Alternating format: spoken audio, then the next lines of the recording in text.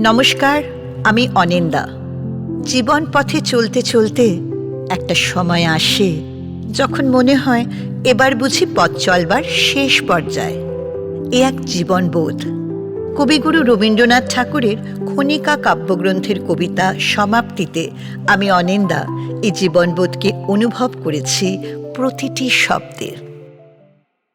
পথে যতদিন ছিনু ততদিন অনেকে শনে দেখা, সব শেষ হলো যেখানে সেথায় তুমি আর আমি একা।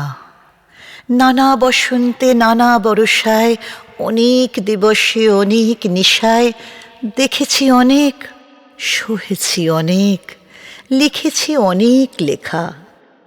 পথে যতদিন ছিল ততদিন অনেকে শনে দেখা। কখন যে পথ আপনি ফুরালো, সন্ধ্যা হলো যে কবে। পিছনে চাহিয়া দেখিনু কখন চলিয়া গিয়াছে সবে।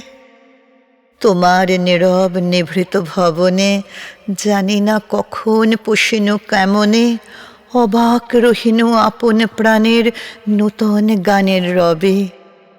কখন যে পথ আপনি ফুরালো, সন্ধ্যা হলো যে কবে।